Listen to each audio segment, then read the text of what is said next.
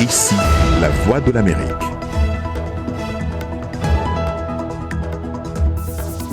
Madame, mademoiselle, monsieur, bonsoir. Jacques Aristide de Washington. Bienvenue dans Le Monde aujourd'hui, à la une de l'actualité ce soir.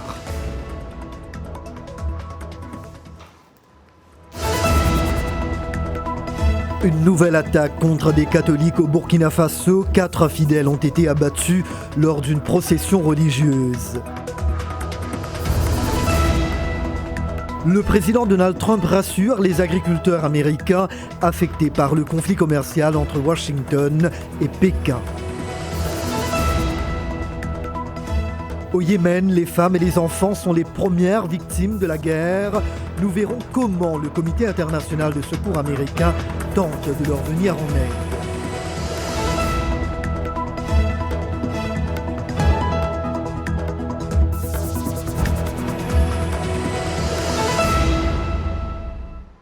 Le Burkina Faso ébranlé par une nouvelle attaque terroriste. 4 catholiques ont été tués hier lors d'une procession religieuse en honneur de la Vierge Marie à Zimtenga, dans le nord du pays. D'après la cathédrale de Ouagadougou, des hommes armés ont intercepté le cortège à l'entrée du village de Singa, ont abattu les fidèles et ont brûlé la statue. Cette tuerie survient au lendemain de l'attentat contre une église catholique dans la commune de Dablo, toujours dans le nord, attentat attribué à des djihadistes et qui a fait 6 morts, dont un prêtre. Ces violences s'inscrivent dans une stratégie de tension où le Burkina, déstabilisé par le renversement du président Blaise Compaoré en 2014, est confronté à une multiplication des attaques de groupes islamistes qui ciblent de plus en plus fréquemment les églises, d'après des experts. Réaction du chef de l'État burkinabé. Ces terroristes ont réaménagé leur mode opératoire. D'abord, en cherchant à créer, comme on dit, des conflits intercommunautaires et aujourd'hui, des conflits interreligieux. Puisque, comme vous l'avez constaté, des chrétiens ont été tués pour leur foi, pour faire avoir pratiqué leur religion sans plus, sans aucune raison supplémentaire, par des gens qui n'ont pas de morale ni d'éthique. Le Burkina Faso va rester debout et qu'on va les combattre jusqu'à ce que l'extrémisme violent, l'intolérance quitte notre pays. Le Burkina Faso a toujours été réputé comme étant un pays de tolérance de tout point de vue.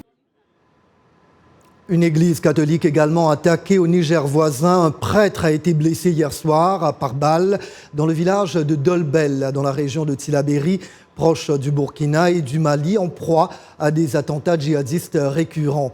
Il s'agit de la première attaque directe d'une église au Niger par des hommes armés.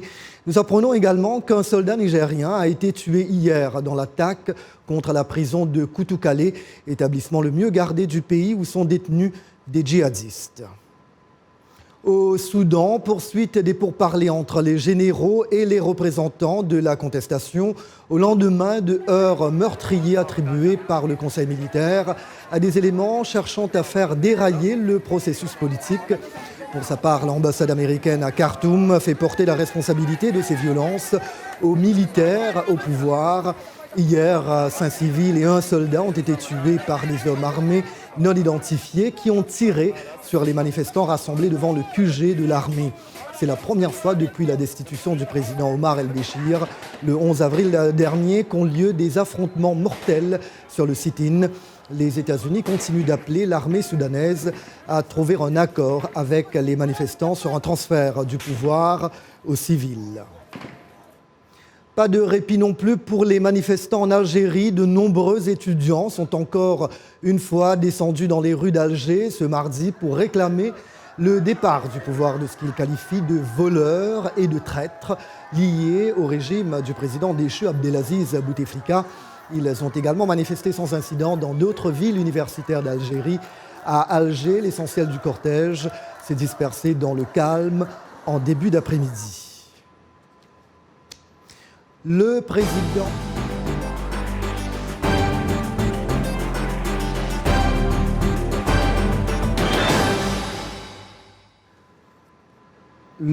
américain qualifie la guerre commerciale avec la Chine de petite querelle. Ce mardi, Donald Trump croit toujours possible un accord entre Washington et Pékin au lendemain des représailles chinoises aux nouveaux tarifs douaniers américains Le locataire de la Maison-Blanche tente également de rassurer les agriculteurs américains actuellement affectés par ce conflit. Ils en seront, d'après lui, parmi les plus grands bénéficiaires. Le différend n'a toutefois pas manqué de faire chuter les marchés boursiers. Retour sur ce feuilleton avec John Linden. L'augmentation par la Chine des droits de douane sur plus de 5000 produits américains, y compris la viande, les légumes, les jus de fruits, l'huile, le thé ou encore le café, inquiète les agriculteurs américains. Mais lundi, le président Trump a promis qu'il serait dédommagé. Nous allons avoir une année prometteuse avec le plus gros achat que la Chine ait jamais réalisé chez nos agriculteurs pour environ 15 milliards de dollars. Nous allons en outre faire quelque chose pour nos agriculteurs afin qu'ils puissent bien s'en tirer. Pour Trump, la Chine a beaucoup plus à perdre dans la guerre commerciale avec les États-Unis car elle exporte plus. Cependant, un analyste chinois indique que les tarifs douaniers feront plus de mal aux États-Unis dans le long terme. À court terme, la Chine et les États-Unis se partageront le coût des tarifs. Mais après 3 à 6 mois, ce sont les détaillants américains et les consommateurs locaux qui en paieront le coût. Selon nos estimations, la part du coût total de droits de douane imputables aux entreprises chinoises ne représente que 10% contre 90%, voire plus pour les États-Unis. Selon certaines estimations américaines, les tarifs imposés par Trump sur les produits chinois pourraient amener les Américains à dépenser environ $700 de plus par an sur les biens de consommation.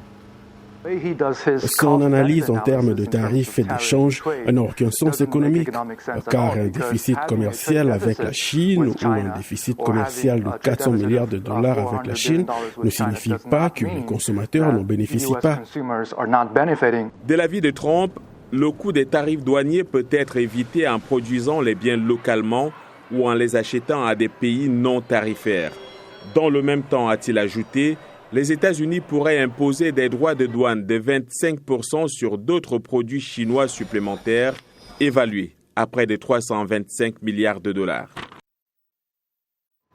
Pour comprendre ce conflit commercial, j'accueille le professeur Jean-François Seznec de la McDonough School of Business de Georgetown University. Il nous rejoint via Skype d'Annapolis, la capitale de l'État américain du Maryland. Bonsoir et bienvenue. Bonsoir, merci. Depuis des mois, Pékin et Washington s'affrontent sur le plan commercial sans trouver d'issue. Quel est le différend qui les oppose brièvement ? Très simplement, il y a un déficit de la balance commerciale de plus de 450 milliards de dollars par an, ce qui permet aux Chinois d'accumuler des dollars, et ils ont des réserves de plus de 1 trillion de dollars en ce moment, 1,5 trillion.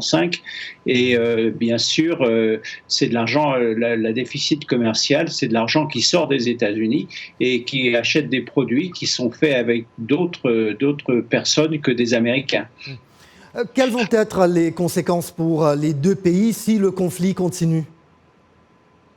Ça peut être très très grave parce que effectivement, d'abord ça va faire monter, comme l'a dit votre rapport avant cette interview, ça va faire monter les prix aux États-Unis parce qu'une quantité énorme de produits vendus dans les supermarchés ici et partout, que tout le monde a, sont des produits fabriqués en Chine. Si donc les produits augmentent de 25%, ça va créer une certaine inflation, mais ça va diminuer le pouvoir d'achat des Américains certainement. Voilà, cette guerre va-t-elle également affecter le reste du monde ? Ben oui, indirectement. D'abord, ça va affecter la Chine parce qu'il est certain que beaucoup de commerces chinois vont perdre leur vente. Donc, beaucoup d'usines vont fermer. D'un autre côté, ça va faciliter, ça va aider beaucoup de pays qui pourraient remplacer un peu la Chine pour fabriquer les produits dont ont besoin les Américains. Donc, par exemple, le Vietnam ou pas mal de pays africains où la main-d'œuvre n'est pas très chère, comme l'Éthiopie, par exemple, mais où la qualité du travail est quand même de bonne qualité. Donc, ça va aider pas mal d'autres plus petits pays, mais ça va faire beaucoup de mal à la Chine. Et ce qu'il y a, c'est que ça va faire aussi beaucoup de mal aux États-Unis, au moins pendant la transition à ces nouveaux marchés et ces nouveaux pays acheteurs, vendeurs dans ce cas-là. Alors, je sais que c'est difficile en peu de mots. Concrètement, comment le conflit va-t-il avoir un impact sur des gens comme vous et moi et bien d'autres ailleurs sur la planète ? Ben écoutez, je crois qu'on en a un petit peu parlé juste au début.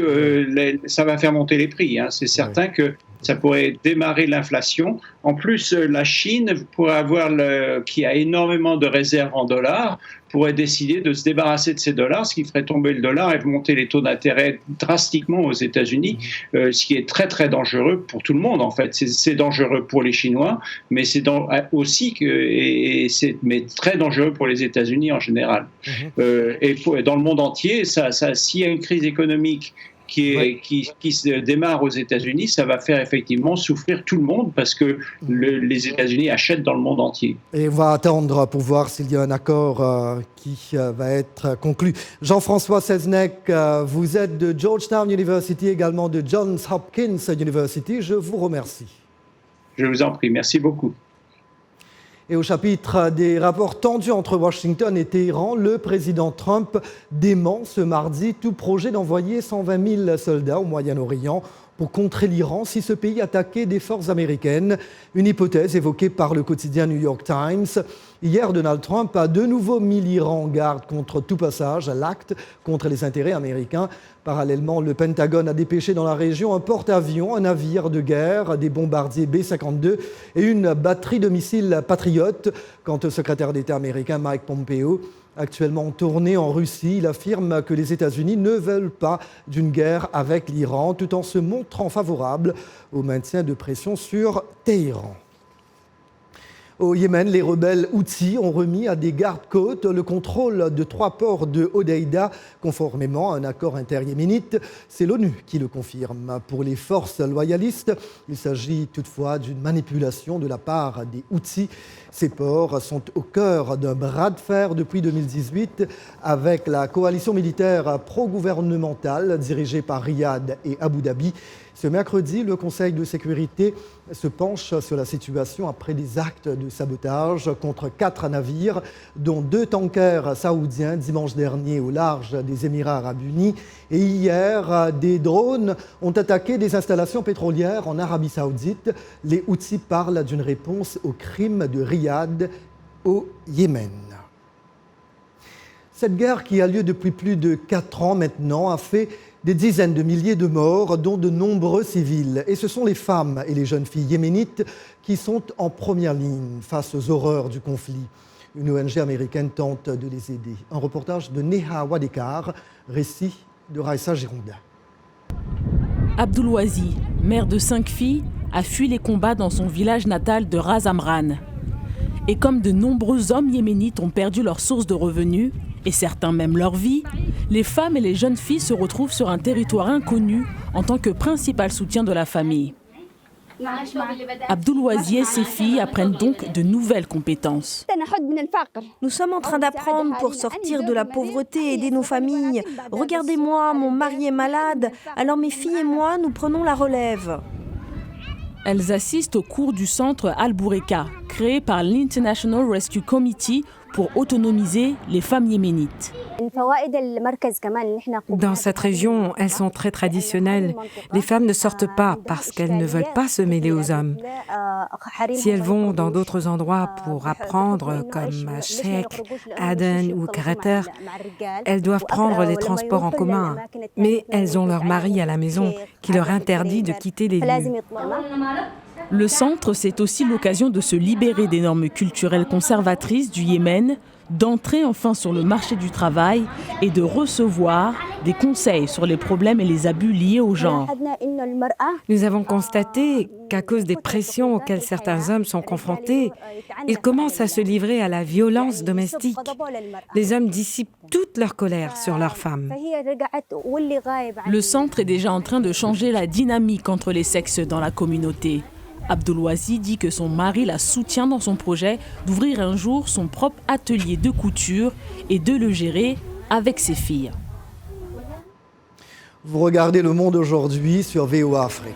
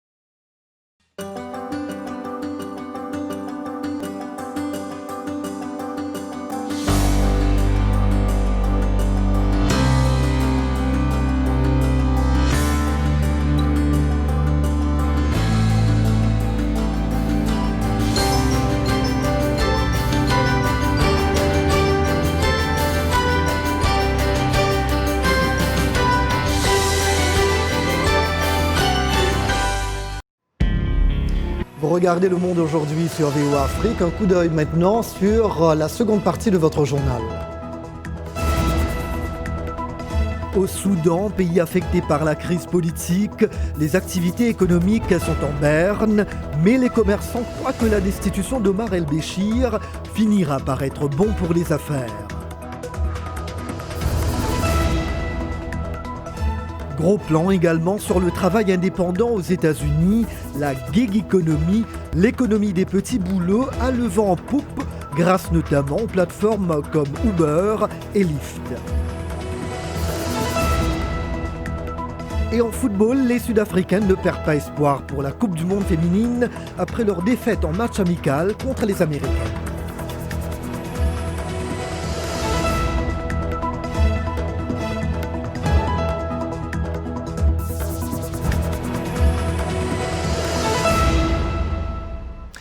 Comme chaque mardi, il est l'heure de la revue économique. Ce soir, nous retrouvons Claire Morin-Gibourg. Bonsoir Claire. Bonsoir Jacques. Revue Bonsoir économique, bien évidemment. Comment allez-vous?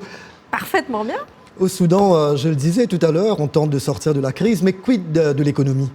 Alors c'est une très bonne question, Jacques. Si la situation politique est évidemment très volatile, les commerçants soudanais continuent de soutenir les manifestants. Sous le régime du président Béchir, l'inflation était de 70% et les pénuries de nourriture et de carburant étaient très fréquentes. Cette révolution a suscité beaucoup d'espoir de changement économique, comme l'ont confié ces commerçants à notre correspondant sur place. Avant la révolution, il n'existait pas d'argent liquide, pas de liberté d'expression et nous n'avions aucun droit. Nous avions peur de parler de politique. Comme le disent les Soudanais, c'est un changement d'air. Je me sens mieux maintenant parce que nous pouvons travailler sans que personne ne soit contre nous. Les prix se sont améliorés.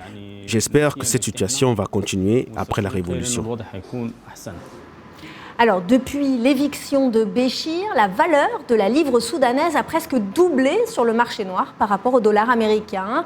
La plupart des commerçants rencontrés par notre correspondant espèrent que la transition pourra être mise en place rapidement et que le gouvernement sera dirigé par des civils. Et maintenant, Claire, direction les deux Congos. Tout à fait, Jacques, pour parler d'un projet très ancien, le pont entre Kinshasa et Brazzaville. Alors que la Banque africaine de développement et Africa 50 avaient signé l'accord de développement en 2018, cette fois, la BAD a annoncé que les travaux seront lancés en août 2020. Le montant total de ce pont route-rail est de 550 millions de dollars, ça fait beaucoup. Ça fait beaucoup. La BAD contribuera, elle, à hauteur de 210 millions de dollars. Ce gigantesque pont contribuera au développement économique de la région, bien sûr, même si certains habitants redoutent que cela augmente également l'insécurité. Vous aimez jongler avec des gros chiffres, Claire. Alors, parlez-nous maintenant de ce grand projet d'interconnexion électrique en Afrique de l'Ouest. Alors, encore une fois, un très grand projet puisqu'il concerne le Niger, le Burkina, le Bénin et le Nigeria. Les députés burkinabés ont approuvé donc ce grand projet de ligne électrique dans le cadre de la mise en place d'un marché sous-régional de l'énergie électrique au niveau de la CEDEAO. Pour le seul Burkina, le projet va permettre d'électrifier 150 localités. Et puis, je vous propose de revenir aux États-Unis où travailler dans un bureau n'est pas au goût de tout le monde. Aujourd'hui, de plus en plus de personnes vivant aux USA se tournent vers des emplois à temps partiel, ce qui leur permet, entre autres, de travailler à domicile, d'occuper plusieurs emplois et d'avoir des horaires flexibles. De plus en plus de travailleurs utilisent actuellement des applications pour smartphone pour trouver des emplois à temps partiel. Mikhailo Komadowski de VOA a rencontré l'un de ces nouveaux types d'employés à Washington DC. Le récit est d'Arzuma Compaoré.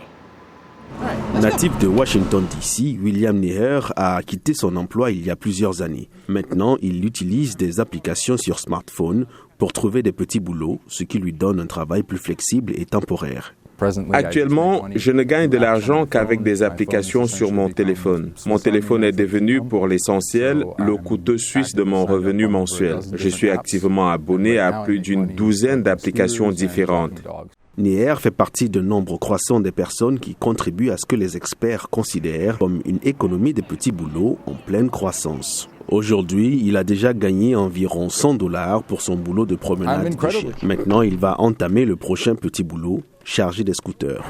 Ce boulot consiste à trouver et à récupérer les scooters, à les charger, puis à les mettre dans la rue dans un certain secteur et avant une certaine heure. William peut transporter 30 scooters dans sa Prius. Il en collecte environ 20 la nuit et 13 le jour, et cela lui rapporte environ $200. Pour moi, c'est ça la recherche du bonheur. J'ai eu plusieurs emplois.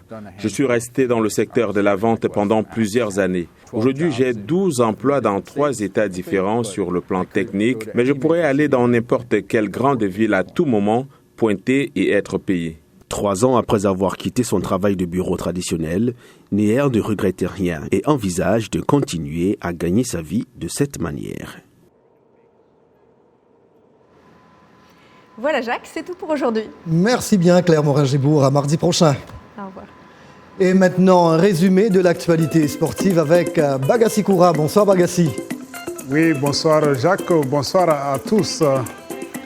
Soupçon sur un match de foot algérien, 7 parieurs arrêtés en France, des arrestations effectuées dans l'est de la France, donc dans une enquête sur des soupçons de match arrangé en Algérie, impliquant l'un des plus grands clubs du pays. L'AS Sétif, la rencontre qui comptait pour le championnat d'Algérie le 12 mai 2018, s'était soldée par une victoire 3-2 du DRB Taguenanet contre l'AS Sétif. Sur les 5 buts marqués ce jour-là, 3 avaient été inscrits sur penalty. Et puis, toujours en football, John Obi Mikel est candidat pour rejouer avec les Super Eagles du Nigeria. Lors de la CAN 2019, le milieu de terrain est candidat à un retour dans l'équipe du Nigeria pour la Coupe d'Afrique des Nations du 21 juin au 19 juillet au Caire, a annoncé donc un membre de l'encadrement des Super Eagles. L'ancien joueur de Chelsea est revenu cette année en Angleterre, à Middlesbrough, après 2 ans en Chine. Obi Mikel, âgé de 32 ans, avec 85 sélections, a pu porter de maillot des Super Eagles depuis le Mondial 2018, l'été dernier en Russie. Et puis l'UEFA devrait recommander l'exclusion de Manchester City de la Ligue des Champions. C'est une affirmation du New York Times qui rapporte que l'UEFA devrait recommander l'exclusion du champion d'Angleterre des Champions League en raison des violations des règles du fair play financier par le club. City a réagi aujourd'hui, estimant que cette information émane, je cite, d'individus souhaitant nuire au club. Et puis pour terminer, une autre compétition qui aura lieu en juin prochain, c'est le Mondial des Dames France 2019 en compagnie du Nigeria et du Cameroun, l'Afrique du Sud qui représentera le continent à cette compétition. Les Banyana poursuivent leur préparation ici même aux États-Unis où elles ont perdu hier 3-0 devant Team USA, champion du monde en titre. Pas de quoi entamer le moral des Sud-Africaines qui veulent faire forte impression à ce mondial féminin. Raïssa Girondin. La première fois, les Sud-Africaines participeront cet été à la Coupe du Monde face à leurs rivales du groupe B, l'Espagne, l'Allemagne et la Chine. Les Banyana sont de plus en plus dynamiques sur la scène mondiale. Elles ont déjà pris part aux 2 derniers Jeux olympiques en 2012 et 2016. Les Coupes du Monde ont toujours été un succès, mais les gens disent que celle-ci sera encore meilleure. Cela montre que le sport féminin a évolué. Vous savez, quand vous regardez un match, vous ne voyez plus les couettes ou les queues de cheval, vous regardez plutôt la qualité de jeu. Vous ne pensez même pas que ce sont des femmes qui jouent, parce qu'elles sont très tactiques et techniquement, elles sont au top. Et je pense qu'on le verra lors de cette Coupe du Monde. L'équipe sud-africaine place beaucoup d'espoir dans cette 8e édition de la Coupe du Monde de football qui représente pour elle un virage important pour le foot féminin mondial. Nous espérons que cette prochaine Coupe du Monde ouvrira de nombreuses portes aux footballeuses du monde entier et aussi que les fédérations du monde entier porteront le football féminin à un niveau supérieur. Et quand bien même les Banyana viennent de perdre un match contre les Américaines, quelque chose de décisif se passe qui n'est pas près de retomber. Le football féminin est sur la route de l'émancipation. Coup d'envoi de la Coupe du Monde le 7 juin en France.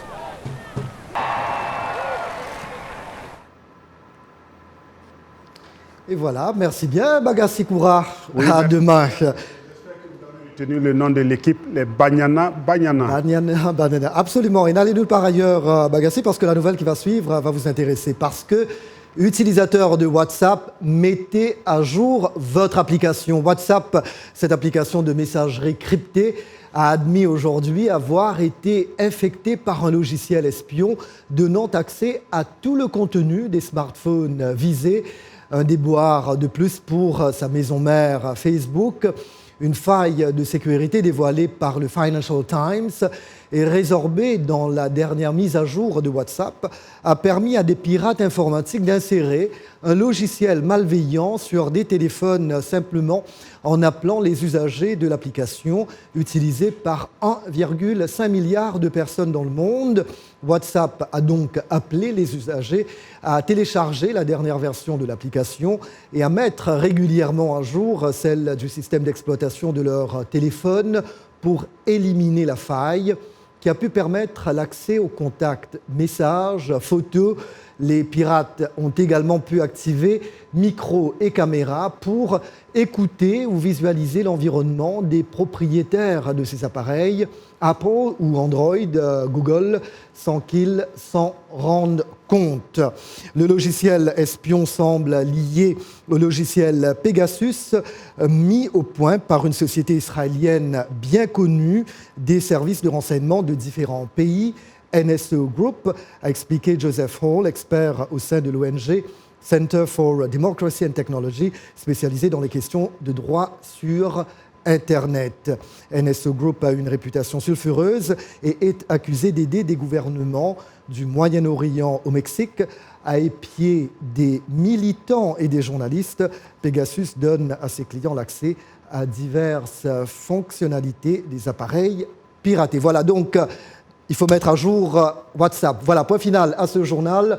Merci d'avoir été des nôtres ce soir. Rendez-vous demain, même heure, même endroit. Toute l'équipe se joint à moi pour vous souhaiter une très belle soirée. Merci, à demain.